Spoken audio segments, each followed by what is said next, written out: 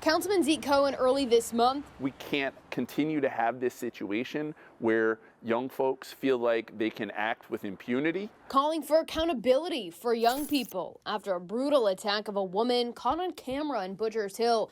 The suspects, 12 and 14 years old, arrested and released within 2 hours. It is not acceptable for the victim. It is not acceptable for the general public. And it's also not acceptable for those young people. They need to be held accountable. Cohen looking to unseat City Council President Nick Mosby in next year's primary election.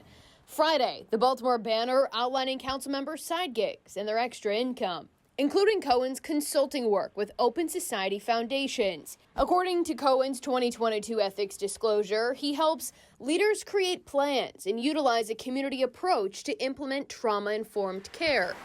Cohen says his consulting work is done in cities outside of Baltimore, but he did disclose his contracting work with Open Society with several Baltimore city agencies, like the Health Department, the Mayor's Office of Neighborhood Safety and Engagement, or MONSE, and others, since those agencies work with Open Society.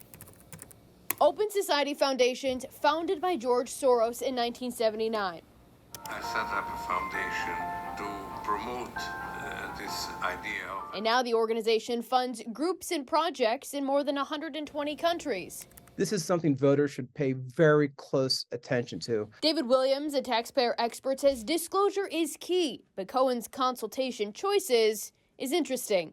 Very curious to see Zeke have these two different lives play out. This is not the first time Soros has been involved with elected leaders in Baltimore.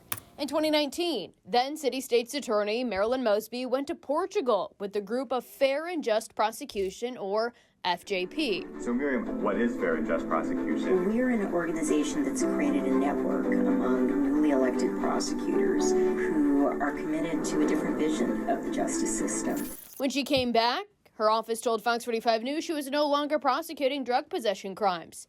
FJP is a project of the Tide Center, which wasn't founded by Soros, but describes itself as an organization that works as fiscal sponsors and advisors for other efforts. According to the Law Enforcement Legal Defense Fund, Soros's Open Society Foundation gave the Tide Center, Tides Foundation, and Tides Advocacy over $30 million between 2016 and 2020.